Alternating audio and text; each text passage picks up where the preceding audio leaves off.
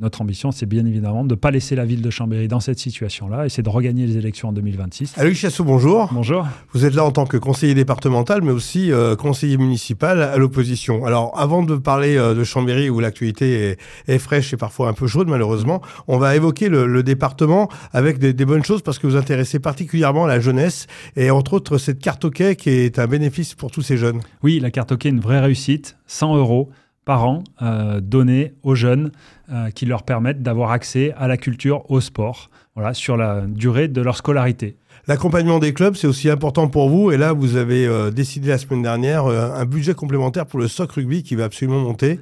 Et c'est un peu court en termes de budget pour eux. Voilà, c'est important d'accompagner les clubs. Et c'est vrai que le département a toujours été aux côtés des clubs savoyards. Et lorsqu'ils ont des ambitions, et effectivement, le SOC Rugby a des ambitions de monter en Pro D2. Et donc, naturellement, ils ont besoin de financement supplémentaire. Et donc, le département a permis d'avoir 300 000 € supplémentaires. 300 000 €? 300 000 € supplémentaires, voilà, pour accompagner le club dans ses ambitions. Et sans ça ? Sans ça, je pense que la montée en Pro D2 serait bien plus compliquée. Et donc, il est important aussi que l'ensemble des collectivités se mobilisent pour accompagner les clubs lorsqu'ils ont des ambitions de montée.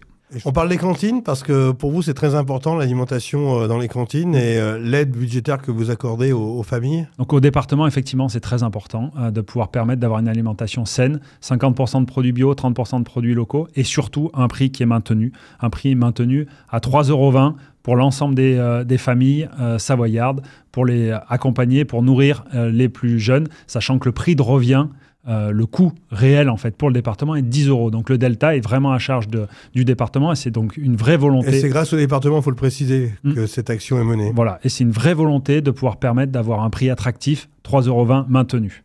Allez, on parle de Chambéry, conseiller municipal à la minorité. Ça doit vous changer par rapport à l'époque de Dantin ? C'est vrai que je connais les deux. La majorité de 2014 à 2020 et puis maintenant, effectivement, minorité opposition, on peut dire un petit peu comme on veut. Moi, je n'ai pas de terme favori. Mais en tout cas, voilà, c'est une autre façon de voir les choses. Alors le 10 février, vous êtes levé, on n'a pas bien compris pourquoi, parce qu'un vœu n'a pas été exaucé. Ça a un peu surpris tout le monde. Oui, alors c'est pas un coup de com'. Non, c'est pas un coup de com', c'est pas un coup de bluff.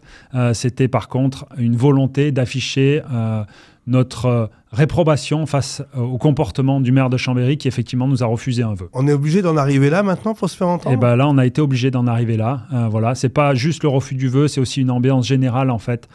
Pendant les 5 premières années du mandat, on se souvient micro coupé, refus de nous envoyer des documents par exemple, et puis les ricanements aussi lorsqu'on prend la parole. C'est pas des choses qui sont agréables. Et le rôle d'un maire, c'est aussi de rappeler, d'être la police de l'Assemblée, de rappeler que on ne fait pas, on n'a pas ce type de méthode dans un conseil municipal. C'est des choses que vous ne pratiquiez pas quand vous étiez à la majorité à l'époque de Michel Dantin ? C'est des choses qui pouvaient y être. En tout cas, moi, je me souviens très bien, Michel Dantin rappeler les règles. Un exemple personnel que je peux donner. Je me souviens à un moment d'avoir tutoyé un conseiller municipal de la minorité. Michel Dantin m'a immédiatement rappelé à l'ordre en disant « Ici, on vous voit ». Revenons à l'actualité, 148 millions d'euros seront dépensés en 2025. Le budget a été voté sur le dernier conseil municipal. Vous en pensez quoi ? Écoutez, 148 millions, ça dépend. Des fois, on est à 140, des fois, on est à 150. Là, les derniers chiffres annoncés, 148. C'est en tout cas beaucoup de communication, beaucoup de millions annoncés. Il faut voir la réalité des chiffres. C'est un petit peu différent. Il y a 26,6 millions d'euros d'investissement normalement qui sont prévus. Oui, effectivement, 26 millions. Et qu'est-ce qui permet d'en arriver là ? En fait, c'est notamment les redressements des finances publiques qui ont été réalisés sous le mandat précédent, 2014-2020, qui permettent aujourd'hui d'avoir ce niveau d'investissement. Sans ça, on serait dans la même situation que ce qu'on a trouvé en 2014 quand on est arrivé, c'est-à-dire une épargne nette négative. C'est un peu technique, mais une épargne nette négative, ça ne permet pas d'investir. Plus on a une épargne nette positive, plus on a une épargne nette importante, plus on investit. Vous remettez en question la gestion, là ? Je pense qu'on revient en tout cas sur le budget qui est annoncé, avec une épargne nette qui est annoncée négative. On revient à la situation de 2014. C'est assez inquiétant, surtout quand on se projette vers les années futures où l'épargne nette est régulièrement négative. Comment vous l'expliquez ? Je pense qu'il y a un non-réforme, un non-redressement des finances, en fait, essentiellement des économies. Les économies, pour le maire de Chambéry et son premier adjoint, c'est un gros mot. Voilà. Pour nous, ce n'est pas un gros mot. Parler d'économie, là, quand même. C'est ce qui est dit au dernier conseil municipal. Le premier adjoint a quand même annoncé qu'il n'y avait pas nécessité de faire d'économie aujourd'hui puisque la ville, il n'y en avait pas besoin, on n'était pas au pied du mur. Nous, on pense qu'on est au pied du mur et on pense qu'il est nécessaire de faire des économies lorsqu'on en a les possibilités.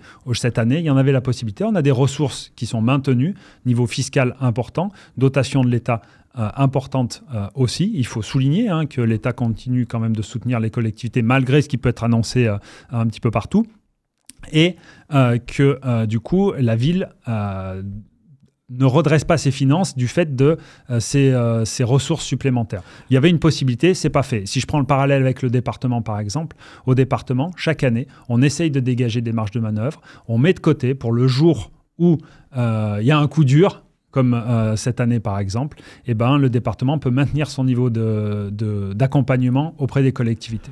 On en revient aux investissements, il y a quand même beaucoup d'inaugurations, il y a beaucoup d'actualités sur Chambéry, c'est bien pour la population ? C'est bien pour la population. On les a attendus pendant 5 ans, les inaugurations et les lancements de projets. On voit que là, on voit bien, c'est pas que moi, je suis pas forcément le plus objectif, mais en tout cas, c'est ce que nous font remonter les habitants aussi. C'est qu'on sent que là, les travaux démarrent. On lance, la saison des inaugurations est arrivée. Voilà, la réalité, c'est qu'il ne s'est rien passé pendant 5 ans, si ce n'est continuer les projets qui étaient lancés par l'équipe précédente. Le stade, Verbois, voilà, même les projets aujourd'hui du boulevard du Théâtre ou de l'avenue du Général de Gaulle, c'est des choses qui ont été lancées par les équipes précédentes. Une question, la sécurité, on ne va pas revenir sur l'événement du dimanche 6 avril qui a fait couler beaucoup d'encre. Sans faire de la polémique, ce matin, Jean-François Coulombe disait que c'est les carences de notre société, c'est aussi la violence systématique.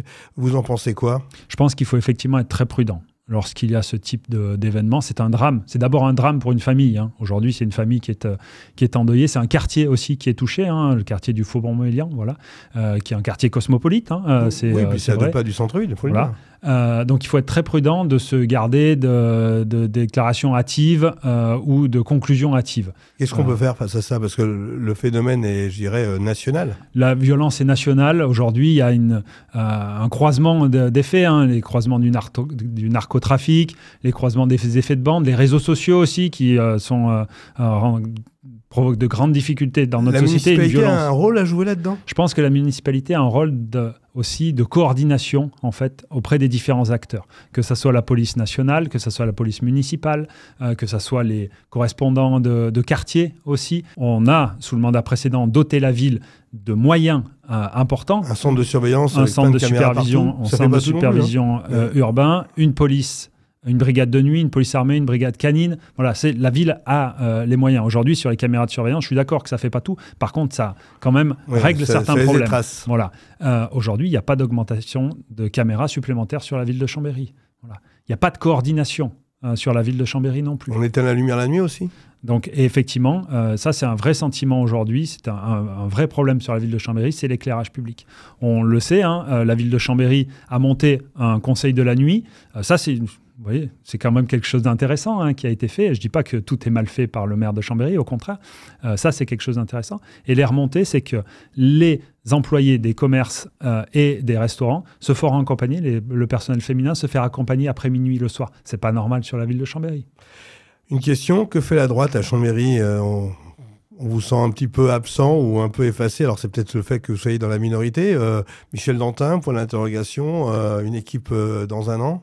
Alors, c'est sûr que dans la minorité, on a une moins bonne visibilité que lorsqu'on était dans la majorité, ça c'est sûr. Mais je pense qu'on a quand même été actifs pendant ces 6 ans, ces 5 ans, 6 ans, voilà, pour porter les projets qui étaient du mandat précédent et puis pour aussi aller titiller. C'est le rôle d'une minorité, d'une opposition, d'aller titiller, de rechercher dans les différents rapports pour challenger. Voilà. Mais la droite est bien toujours présente et rassurez-vous, on est en train de monter un projet ambitieux, fort, parce que notre ambition, c'est bien évidemment de ne pas laisser la ville de Chambéry dans cette situation-là et c'est de regagner les élections en 2026. Donc, on aura un projet au service. Vous voyez en tête de liste ?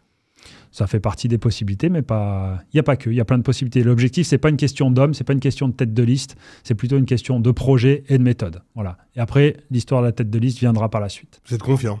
En tout cas, il y a aujourd'hui de quoi faire sur la ville de Chambéry. Merci Aloïs. Merci.